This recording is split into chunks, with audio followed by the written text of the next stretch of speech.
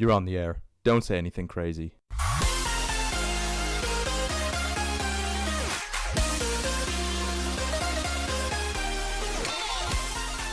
Good evening, bonsoir, gute Nacht, and dobry wieczór. Welcome, viewers, to another exclusive podcast here with the Brobears, myself, and the Langfordian child. Langford, welcome. Thank you for that glowingly internationalist welcome to number 16, the edition of Brobears Talk. No, it's number 15. Is it number 15? I thought you said number 17 number was next 15. week. Fucking hell. Yeah, no, that's my one. Oh, brotherly bear, I've completely confused you, haven't I? Bloody hell. You've really... You know what? You've not just confused me, you've ruined the entirety of this podcast. We may as well stop now and just post it as a 30-second clip. Oh, okay. You know what? I'm going to hit stop. I'm going to... No, Okay. No, I didn't So mean it. we're gonna, I did stop it, but we're gonna. No, we're still recording. So let's keep this going. Let's keep this going. I'm sat here. I've got a nice glass of scotch, and I believe you've got a nice bottle of stout in your hand. So let's good times ahead. Indeed, I've got a good times ahead. I've got a milk chocolate stout here. It's from one of these packs. You know, everything's subscription based these days. You know, you get subscription meat, you can get subscription mattresses, you can get subscription water. Literally everything operates in the subscription model. And you know, these companies are making hay during the COVID pandemic because everyone needs to subscribe to bare essentials. I think, I kid you not, there's a subscription service for toilet paper, and there's a business built on that. That's not a joke. I believe it. And what's weird is the inventory practices of everyone has completely changed. I knew guys in the Midwest who would order water from Amazon, and that's and they'd subscribe to water, monthly water installations from Amazon. Well, I feel like that might be the future, because I feel like the internet has afforded us the luxury of choice. Correct. And that luxury of choice, if kind of taken to the nth degree, is exactly what we're talking about, right? Where you kind of get the best of every product. It's almost like going back to the local, where you'd get your meat from the butchers, you'd get your bread from the bakery, you'd get your fish from the fishmongers. Yep.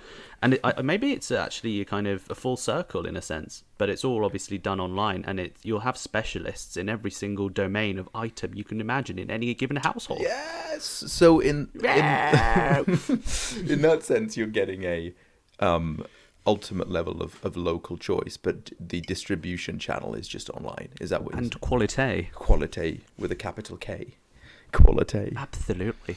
Well, that is the differentiator, right? That's how they would market, or they do market their product.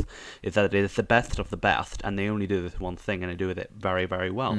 So that's sort of, you know, you get butcher box. That's another. I don't know if you heard of butcher box. Apparently, it's a big thing in America. You get your meats for the week or for the month in one bulk buy. Yes. Obviously selected by you, or I suppose you could also go do a random house, a bit like this podcast, and see what you get. Whether that's a fish head and a bit of a leg of an elk in Joe's case, but you know, whatever floats your boat, I suppose. A platypus, a narwhal. Yes, and near extinct species of birds of paradise from Uganda. You know, whatever you from like. Uganda, from a bit of dodo. A little bit of a flightless bird, just tuck into that, bob's your ankle. Not sure how we're going to create it, but we're going to go to extreme lengths of genetic engineering and bring it back to life at the expense of taxpayer millions, just so you can tuck in. We're going to go down the Jurassic Park route with some of these extinct critters, and then get them served up to you for millions of taxpayer receipts. Just because you asked the question, what does dodo taste like? And we had no idea, so we had to do it. We've got to bloody invest billions into this project now. See what you've done. Look what you've bloody done, you bastard. Well, it's funny you should mention the dodo, Brother Bear, because apparently the dodo was a infamously disgusting animal in the sense of how it tasted. Apparently, no matter how they cooked it, it was awful. Is that right? It's disgusting. Yeah. What, just the taste? It was just an awful...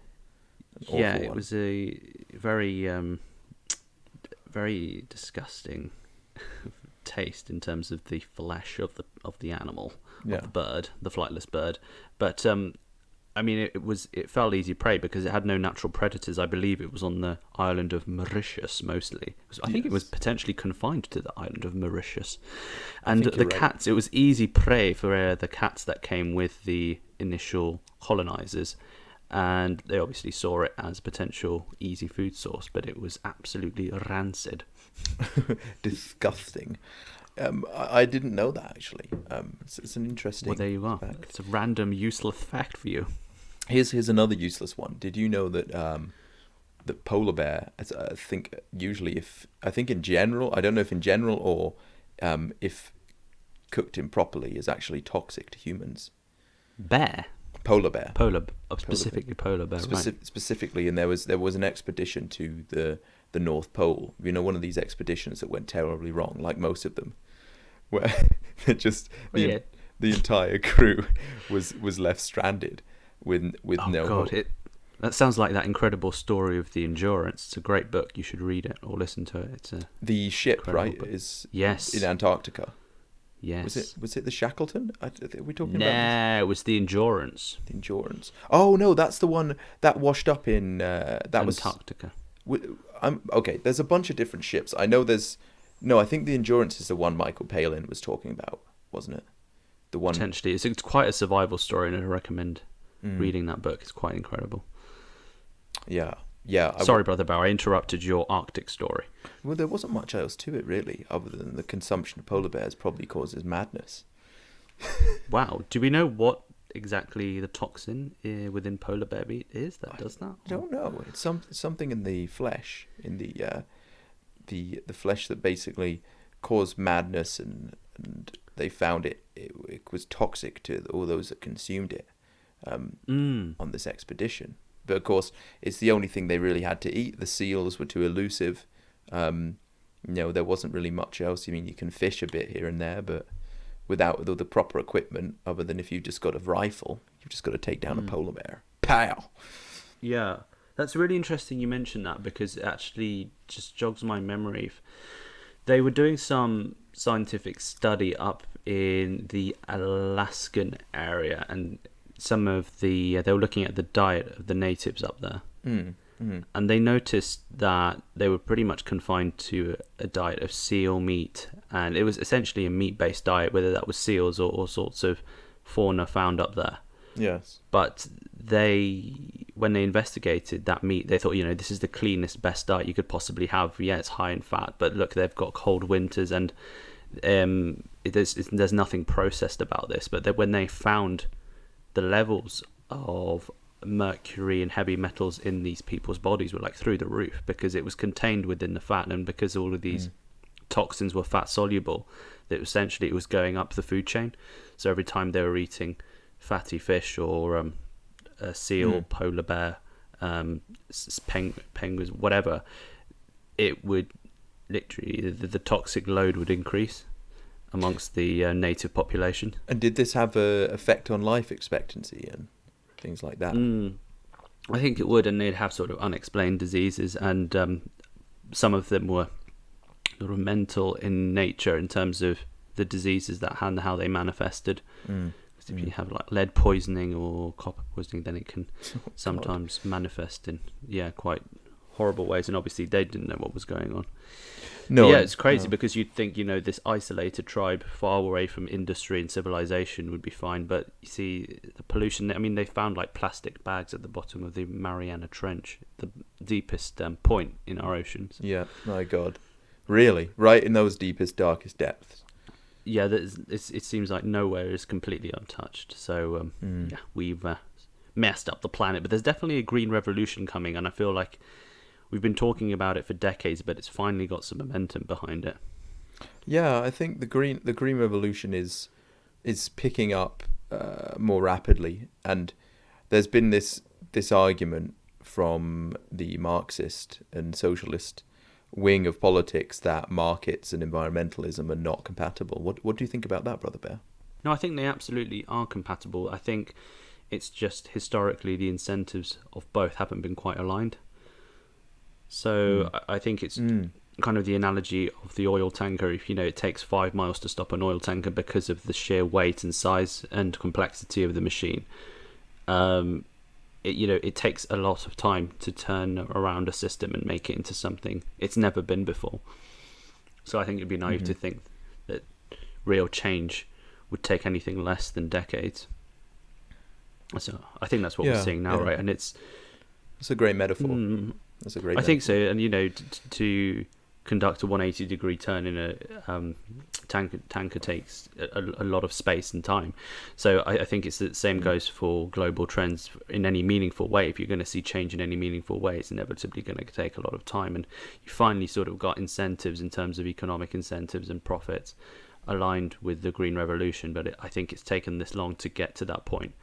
But a lot of, up until that point, there have been a lot of steps taken that potentially have been invisible to get us to where we are now.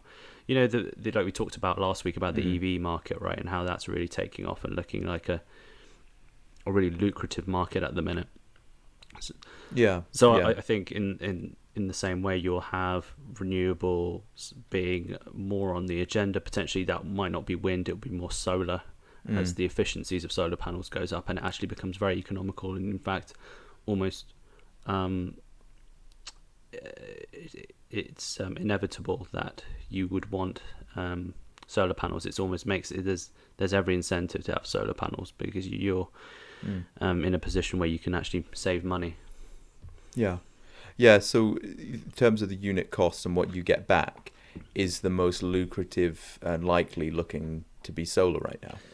Yeah, I think solar's taking off. There's a great stack that illustrates the real sharp trajectory of that technology. It's called Jinko Solar. I think they're the biggest solar panel manufacturing firm in the world. I believe they're based in China, but don't check that. It might well be wrong. But yes, there's a number of ways. And even Tesla's trying to get in on the energy revolution in terms of storage. So I know they were implementing some battery stations in Australia to basically even out the gaps and fluctuations in the power grid.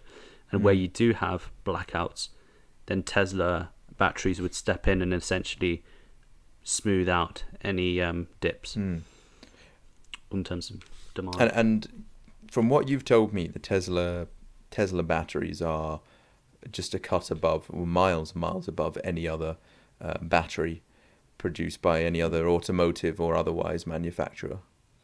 Yeah. They're miles ahead, and it's because no car manufacturer took electric vehicles seriously, and Tesla was very much pioneering that space, which is weird because for all of the large established players, I don't know whether it was just through a lack of R&D and innovation and sort of being able to take a risk. It's again, maybe it's this, as by a token of the size of these companies, they're quite unwieldy and can't adapt and can't be agile in the face of change. And so it takes something like Tesla, a car company essentially built from the ground up, from nothing to something, or the biggest car company in the world now according to market cap. So it's interesting you say this because someone I used to work with, quite a smart fellow, did say to me once, Tesla is a company built on sand. I think he said Mercedes, or he may have said Volkswagen, but he said one of those companies and BMW have been developing battery packs for a long, long time.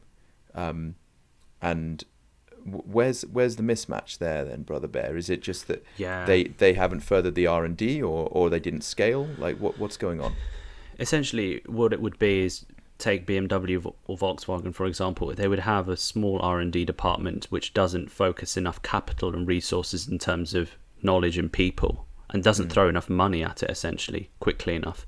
Whereas Tesla from day one has been very sort of ideological and utopian in the sense that and very much first principles based. And one of those first principles that Elon believes in is that number one is the pace of innovation. If your pace of innovation is that much faster than your competitors, then you have a massive edge over them. So he's always gone back to pace of innovation, and that's number one primary on everything, on every front, including battery technology. So, and this comes back to the incentives, and I think this got missed off of the last podcast because we were talking about this, but at the start, before we hit record, you were talking about their sort of the company ideology and the incentives are not all profit and quick turn profit based. They're more about innovation and mission driven. What's going on there, Brother Bear? Tell me about that.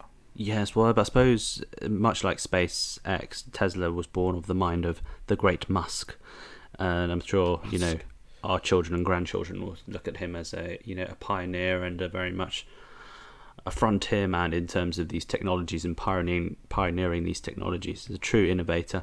So his companies, both SpaceX and Tesla, sort of addressing the two biggest problems our world and society and humanity faces, which is one, having a sustainable form of transport which doesn't pollute the planet and create an uninhabitable planet, and two, is also making us a multiplanetary species, which is what SpaceX is all about.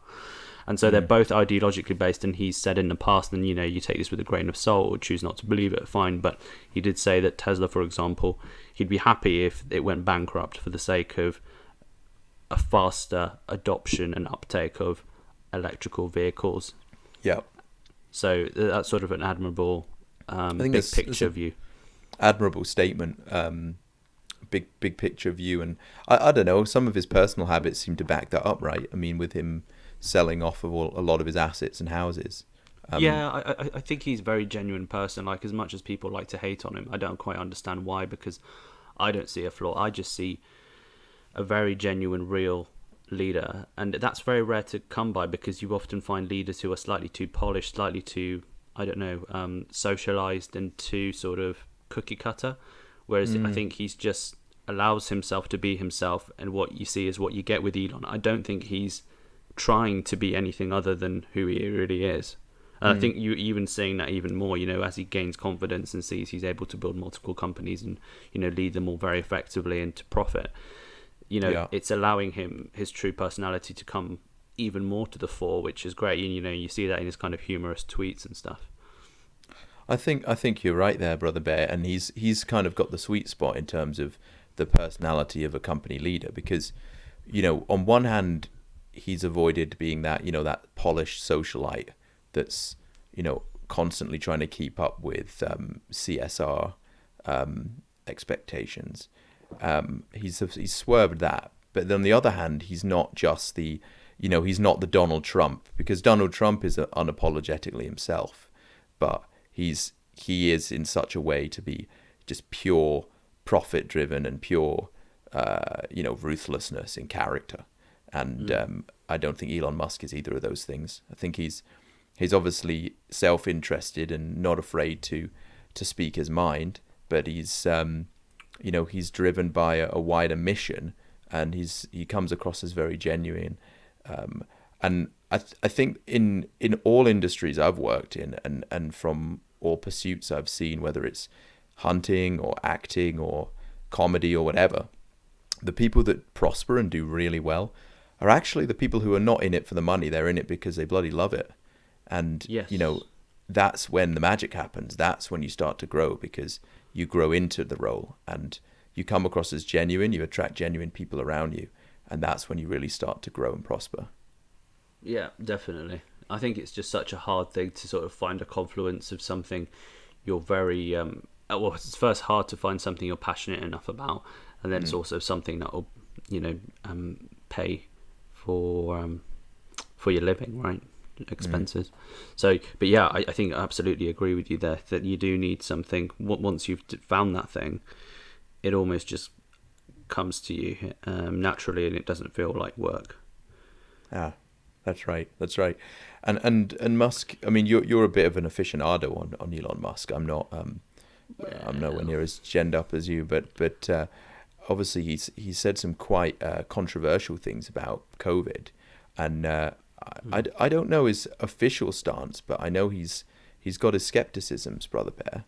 Have you been following any of that? At a distance. So what he was saying was that the virus is nowhere near as bad as we first thought, which is true. So that was a comment that was, I suppose, had some truth to it, but it was potentially could have been interpreted as quite inflammatory. And then he was looking to reopen the Tesla factory, even though there was a government, lockdown and ban, so he shouldn't have been doing that. But he's one of these people that's so driven, and look, I don't think I think he can sort of get ahead of himself in terms of speaking his mind. That can also work against him, as much as that's a genuine thing. He can be a bit naive in that sense, and not think about sort of second, third order consequences of him saying these things. So yeah, I think he should have been a bit more careful. He just needs probably a bit of a censor, something Trump was always lacking throughout his office. Yeah, though I suppose that's his charm as well, though, isn't it? Elon is that is his charm. That's his charm. Yeah, it's part of his genuine. People seeing him as a genuine leader and a genuine innovator is because he doesn't have that that careerist. Even though obviously he's very driven by his projects, he doesn't actually give off a careerist vibe. No, not at all. And I think he's quite light-hearted with a lot of things. Like his competitors, right? When there's Blue Origin and Jeff Bezos initially, like you said the vertical landing of a rocket booster wasn't possible, and then Elon Musk went on and did it, and then Jeff actually comes around to Elon's way of thinking and starts landing Blue Origin rockets in the same way. Elon then tweets copycat to Jeff. So he's got some sort of trollish attributes. Yeah, well. yeah. He loves it. It's just amazing that you get someone with, I suppose, maybe not the most sophisticated sense of humor, but with such intelligence, a light-hearted sense of humor. He's just such a incredibly well-balanced human being, it seems. Yeah, that's a good way of putting it. Well-balanced.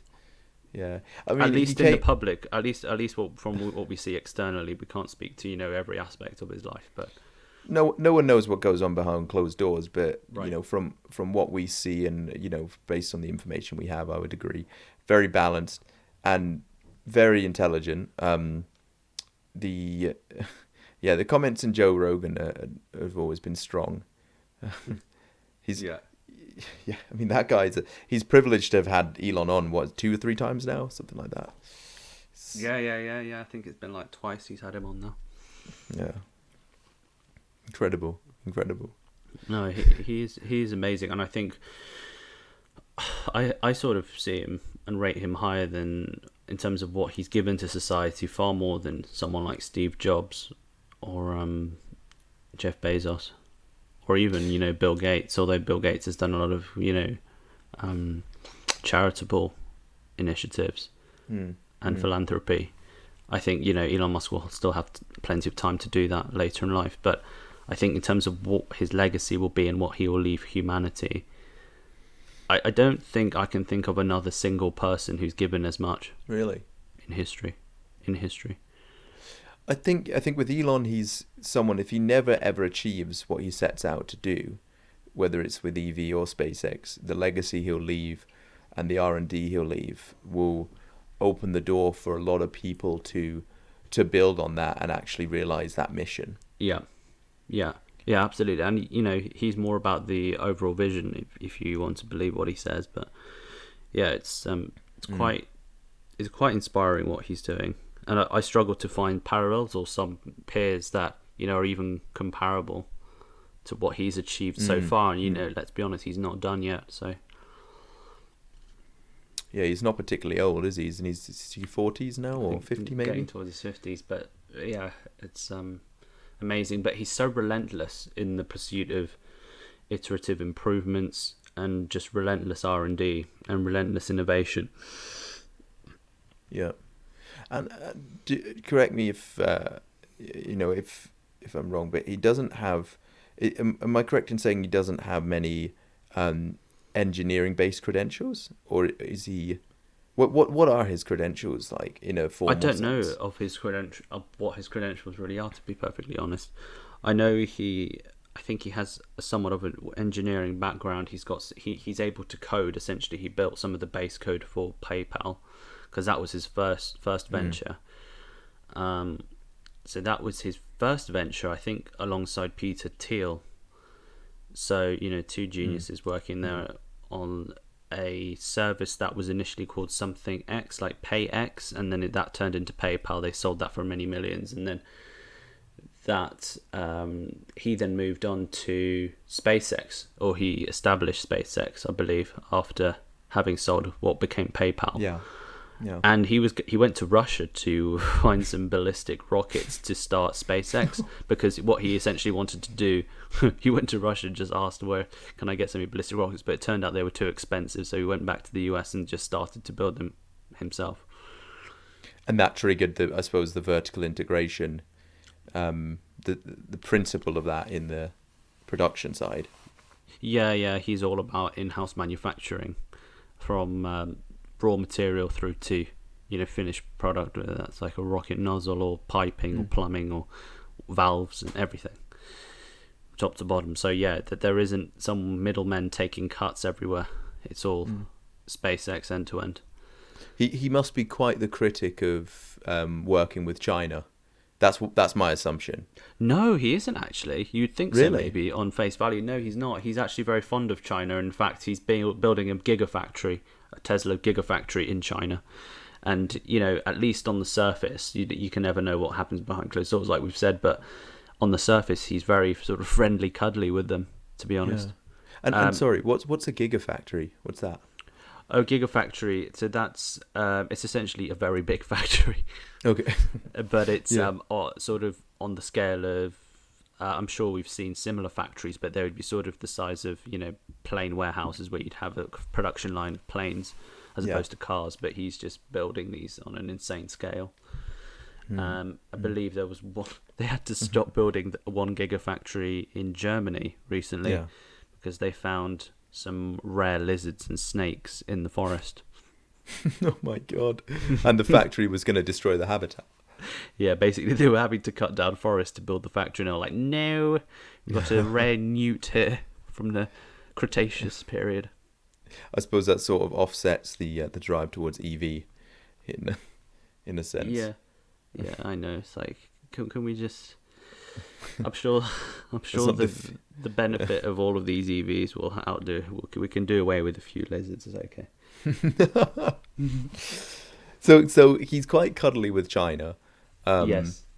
Now, there's sort of this trend that people are talking about, Brother Bear, of reshoring, and the sort of a reverse of offshoring, and this has been accelerated by the pandemic. People were having less faith in elongated supply chains, and obviously economic protectionism and nationalism is generally on the up as a trend over the past sort of 5-10 years. So, what's sort of the Elon Musk approach to that? Do you think he's a supporter of reshoring and bringing productive capacity back to Europe and North America? I would assume so, just because of his business model, but maybe not. No, I'd say definitely not the case in terms of Tesla. I know in SpaceX, for example, he only hires Americans. I'm not sure. That's not his choice, though, right? That's because there was a conference where someone asked him if you're looking to hire the best of the best from the world, global talent, why do you only hire Americans? It's not his mandate. It's a rule that comes from the federal government because... Really? Tell me about it. Yeah, it's nothing to do with his policy.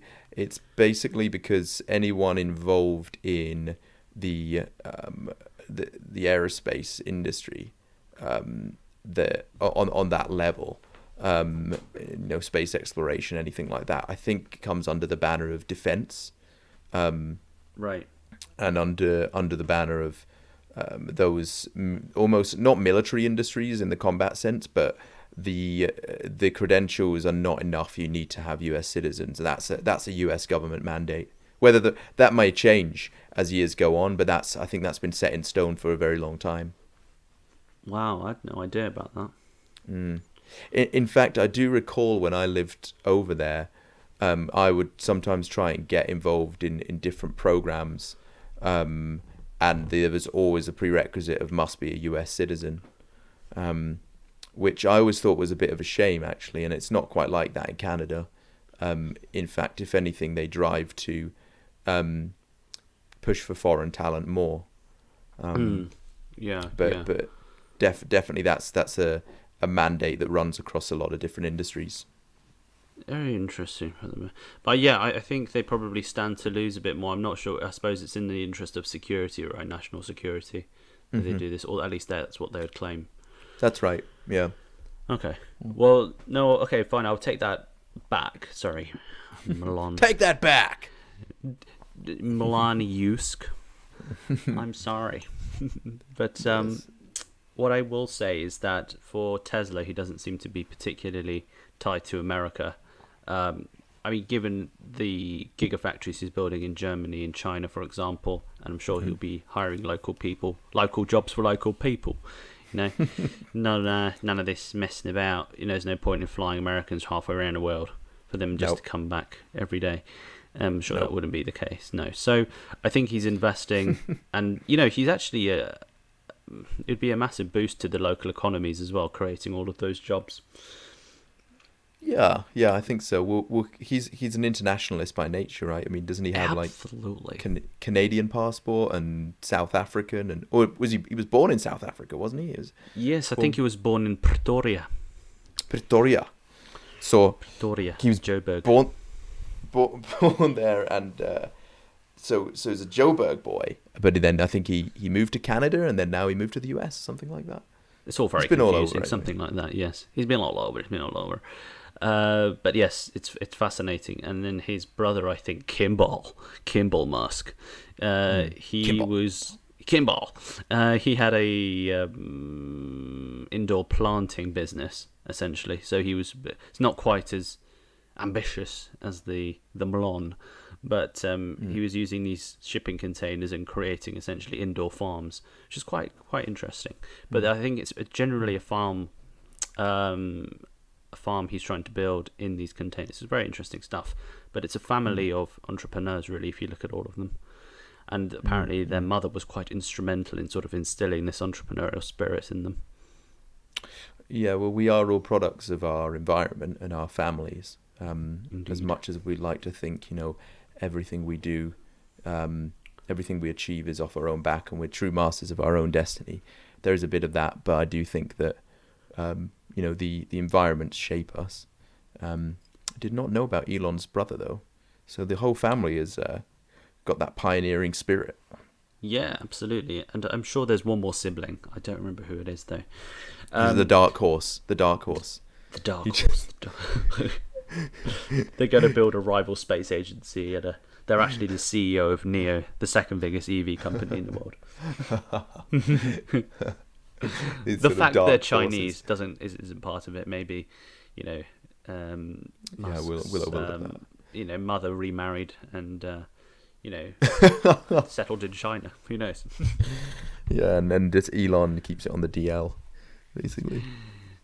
Elon, we know, but no, Elon is a believer. He's a globalist. He's a globalist like you and I, Brother Bear. And I'm going to impose that title on you. Impose it. Impose it. Well, I am by nature. Well, I think so, Brother Bear, and I think we've spoken about this in the past, where we believe really that the nation state is a glorified tribalism. Really, is what it is, and the nation and the feeling of patriotism harkens back to the needing to belong to a tribe. Yes. And it's by inherently tribal, and I think the sooner we get to a truly global, borderless, globalist world where we just see each other as fellow human beings on this one spinning rock in the middle of nowhere, the better. And it's kind of that perspective. I don't remember what it's called. There is a phrase that is used specifically for this, is there's been less than 1,000 people out there in actual space that can look back at the Earth and see it for what it is. Because I know exactly the phenomenon you're talking about. Yeah, it's something perspective. But anyway, I think it's the one world perspective or something like that, or something. Let's call it the one world perspective. It sounds like a Bob Geldof concert, but fine. But the one world perspective, only a small handful of people have had the privilege of experiencing that well and truly. I mean, looking at a photo on your screensaver is nothing. Like you need to see it with your own eyeballs. So a very small percentage of the human race has ever and probably will ever see that. Well, hopefully many more once we all go to Mars and the Moon. But anyway. Before that happens, there's many people who don't appreciate that and what a profound and real perspective that gives you. That we're all on this very fragile delicately balanced ecosystem, this Yes. rock that's spinning through the vast void, and it just kind of puts our petty quarrels into perspective. It totally does. There's something very warm and fuzzy about a shared identity, a shared culture, right? You've got your flag, you've got your food, you've got all your customs, and that goes a very long way. But I feel like the incentives, both emotional and financial, of that are actually diminishing, Brother Bear. The incentives behind sticking to your own flag, for no reason really, is kind of they're diminishing compared to being more globalist in outlook. Whether that's in terms of where you seek employment, choosing your friends, choosing a partner, where you want to work and live, the things you want to consume. So ultimately, I feel like that's on the out. I hope you're right. This actually brings me. Well, I don't know. I think there's definitely been a kickback to that. The whole we saw global that nationalist push back, right? It was like it was trying to push back against this globalist trend that was happening. Yeah, and I think it's interesting. Again, coming back to Ray Dalio's talk that you brought my attention to, and he talks about in peacetime situations you usually get high levels of political and emotional division. Not in wartime. Wartime is when people sort of pull together. Whether that's sort of nationalist or internationalist, it can vary. But in peacetime is when you get those divisions in people, and maybe the reason is just people have nothing better to do. But because it was a time of relative growth, it was a time of genuine prosperity pre-pandemic. Yeah. And a growing middle class in many regions. So, what's really the hold up there? Yeah, there isn't one really, but people managed to find one. So, I think it's just a shame because it's not a shame. It's frustrating because I suppose you see where the globe or the planet needs to go. It needs to move. I don't understand what's so scary and undesirable about one planet, one globe, no nation states anywhere. I don't know why that's. I know that's like eons away from where we are today, but I see that as a desirable aim. I think that the issue is, and people have voiced this quite a lot, is the trend of it undermining democracy and accountability. I think a lot of it comes down to, the more that you expand your political process, the further and further decision making comes from the local level, and that's there are ways around that. There are systems that perhaps accommodate for you to avoid that, but that's generally the trend. We've seen that with the EU. We've seen it with NAFTA. We've seen it with. Well, I think governance won't be centralized in the far future at all. It'll be like blockchain to the whole thing.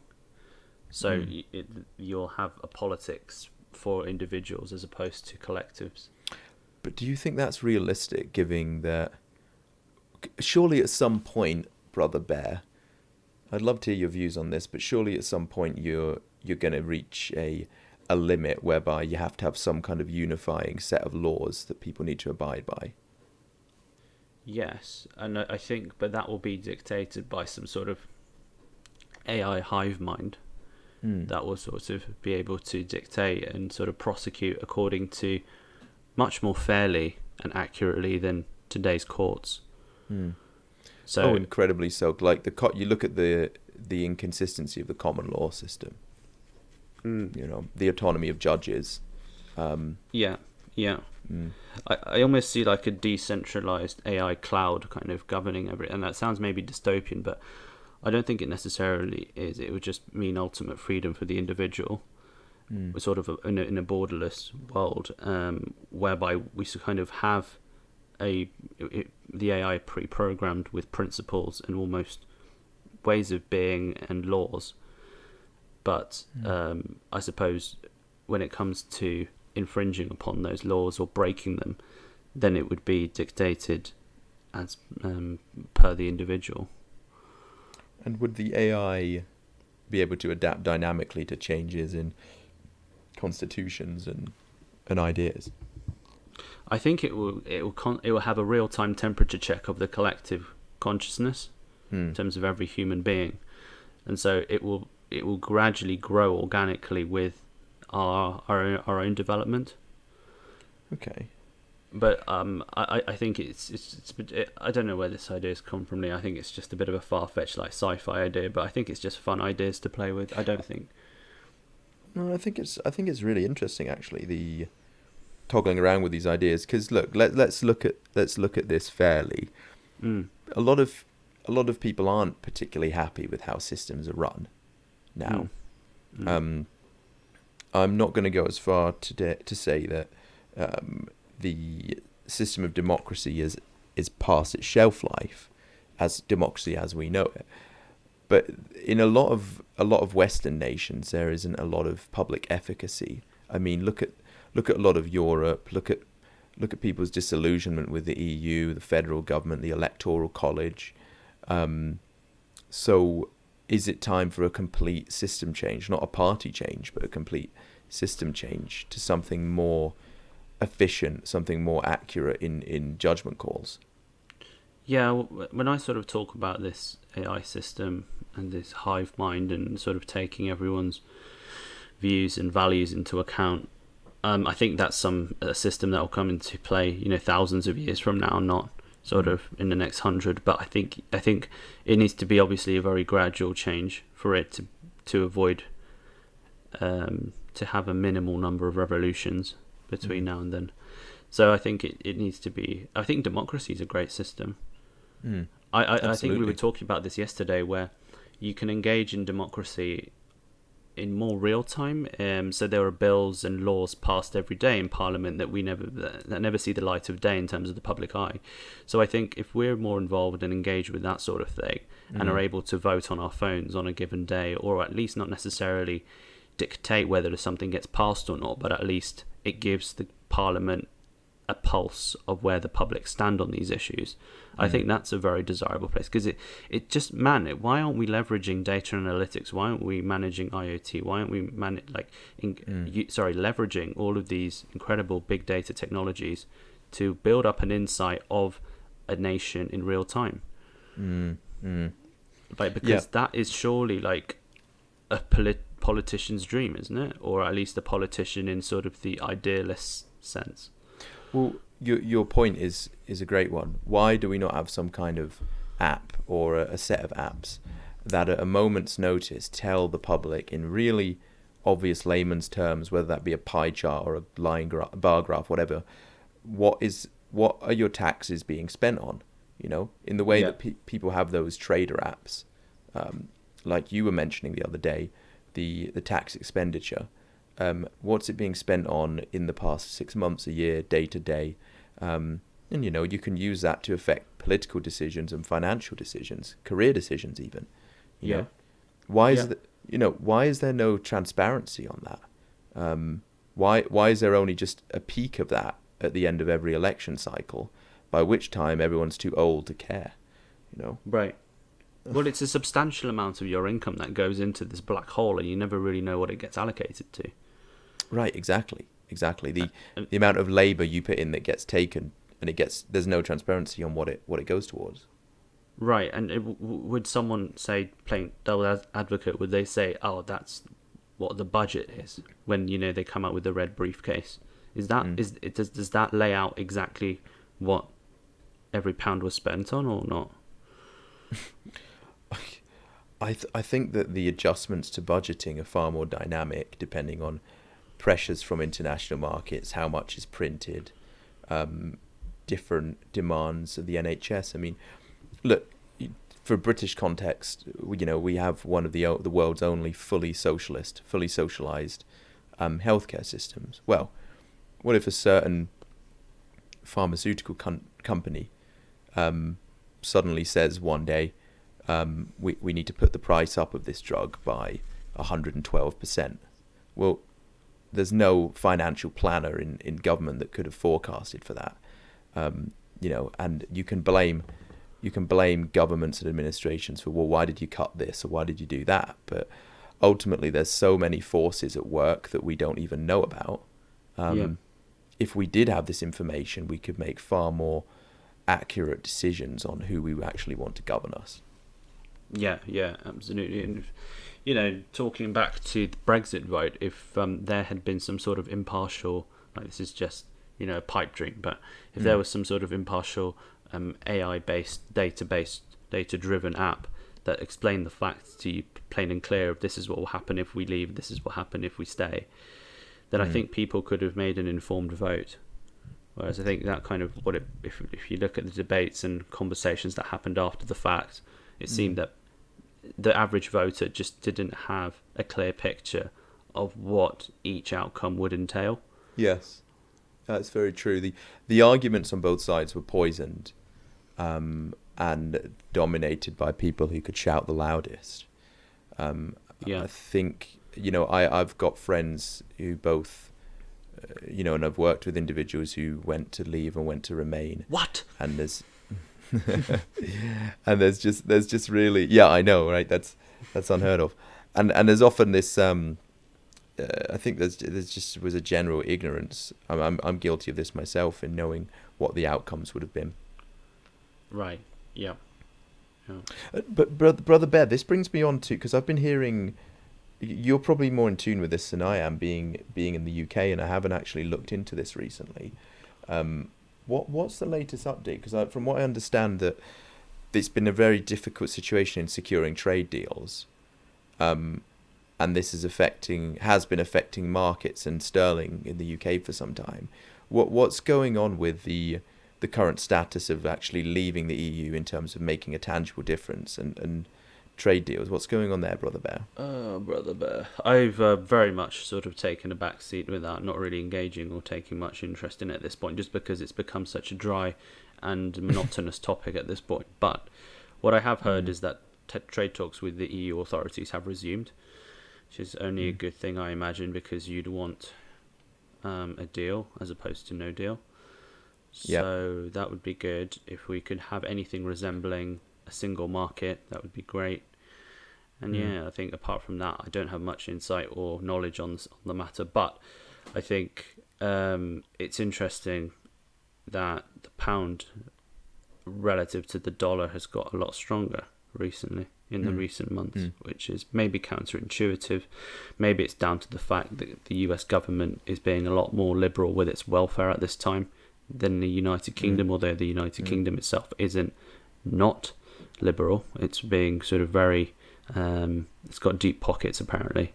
So this is all going to come back to bite us in the form of heavy taxes in the future, and Sunak has already alluded to that. Yeah, that's the concern, isn't it? Sort of the high levels of taxation. Who's going to pay for it, man? Well, this is the thing, isn't it? It's not money out of thin air. It will be paid for, and it's probably going to be the middle classes paying for it, and the working classes to some degree. Well, I don't understand it, to be honest, Lou, because like you can, the government and the central banks can make money out of thin air. So what's the problem? Is it because they don't want to add too much to the overall state debt? Is that the problem? And then they're trying to mitigate the state or the size of they're trying to limit the growth of the state debt by taxing more. I think so. I think it comes back to that. It was that old saying, is it privatize the gains, socialize the losses? No, socialize the gains, privatize the losses. Yeah. I think it just comes back to the fact that if you can make people pay for it directly, you do. But when you need that quick turn of money, then what you do is you do print. When you really can't extract tax out of the public. Right. And then sort of with the view that you'll just tax them at some point in the future to patch up these big holes. Yeah, you can do that, or you can actually toggle with your spending, and just sort of decide what to spend on and what not to. I mean, look, there's so much spending. I mean, billions were spent on that aircraft carrier. That's lying dormant in the English Channel near Dorset. And Why is it dormant? the reason it's dormant is because there's no money, and I don't even think the technology has caught up to put the aircrafts onto it. It's going to be like another few years until the aircrafts can go onto it. Right. Okay. So it's billions has been spent, and it's just basically a massive floating desk that's just sat there. And it's just, from what I can see, very little tangible benefit to the average person. And yeah, I suppose you need to keep your nuclear deterrent there and your sort of military prowess if you want to be regarded as up there in the world, on the world stage, and included in the G8 and all that good stuff. I think that's it. I don't know what that gives the average citizen, but I think it keeps us at the table of the biggest powers in the world, and that's really important. Yeah, I don't think it does. I don't know. It's hard to gauge how much it would deliver for the average citizen. But it keeps us, respectable on the world stage, and I think that's the most important thing. It keeps us at the G8 table. It keeps us at those big discussions. Certainly. It keeps up with NATO obligations, and I suppose, there may come a sort of trade benefit from that actually does indirectly. I mean, we're getting into sort of trickle down theory here, but that may indirectly benefit the average Joe or the average Janet. Yeah. Janet. Yeah. Military spending, though, is always going to be controversial because, it alludes to expansionist ideas in nature, and it's the tangible benefit to the average citizen is not clear. No, it's not clear. It's very indirect, and so you'd need some pretty in-depth analysis to sort of discern what the end benefit is to the average citizen. Yes. Brother, Good luck convincing them. But yeah, carry on, Brother Bear. Yeah. Yeah. So I was just thinking, when we're talking about sort of the nuclear deterrent and all that good stuff. Well, not good stuff, but it's mutually assured destruction and all that terrible stuff. But it's mad, bloody mad. It's bloody mental, yes. Mate. Yeah. So that's something I think we'd want to get rid of. If I remember, I was doing a presentation back many years ago in school, and it was everyone had to come up with something they'd put in Room 101. If you remember that show, Room 101, it was essentially anything that you never want to see again. And mine was nuclear weapons. And though I with anti-nuclear Greenpeace, I probably would have been a hippie back in the 70s. So I was all about, it makes no sense. It's mutually assured destruction. It's a destructive thing, not to mention the amount of money that's spent making them, building them, maintaining them. It's ridiculous. Yeah. And what could be done with that money? In fact, just generally speaking, how much money is wasted on the military, particularly in the US, on military hardware, whatever it is, because they've got insane budgets. They've sometimes got to spend stuff on ridiculous stuff. So they would get like G-Wagons that are just armored to the teeth, and these expensive Mercs, but then they'd never use them because they would look obviously incredibly conspicuous when driving into Kabul, and they would be targeted straight away. So you're saying there's like budget there that just is forcibly spent on things that will never be used. Yeah, literally thrown into an inferno and just spent on armoured G-Wagons at 200k a pop. Yeah, I think the spending in the US military, I did look up the financials, and it's something, it's up in the trillions, and it's crazy. Just absolutely ridiculous, the amount.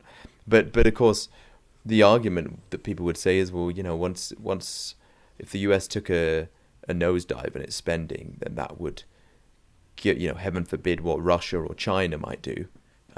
Particularly China or North Korea. Russia's sort of got an ailing, contracting military now, really, but particularly China or North Korea, what kind of competitive advantage would they have, and what if they just completely took advantage of the West? Right, and I'm not saying defence has to go away. It still has a place in the world. While we're all still in this nation state of affairs, there's a place and a necessity for defence and robust defence, and a defence that's up to date and it couldn't be potentially taken advantage of. So, I think it has a place and it is required, but it's just we are no utopians. We realise, I think, the need for these things. Yeah, I think there's a time for utopian ideas and there's a time for pragmatism. You could argue that mutually assured destruction saved the world in the 1960s, the 1980s, the Cuban Missile Crisis. I think that there's something to be said for, the knowledge that the capabilities of your adversary are so powerful that, or they equal your might, that you just won't pull the trigger. Yeah. No, that is a sort of maybe positive side effect of all this, but it is crazy. Brotherly Bear, I must get some slumber, but it's been an absolute pleasure chatting to you, and I really hope you enjoyed this Random House production. Yes, sir, I did. I loved how beautifully random and freewheeling it was. I loved your input, and I cannot wait for the next edition of Brobears Talk. Yeah, the next one, guys, rest assured, is going to be a polished piece of Bitcoin. Anyway, we'll see you then. Take care. Good night and good farewell. Ta-da, farewell. Ta-ta, farewell, bye for now. Pow! Pow!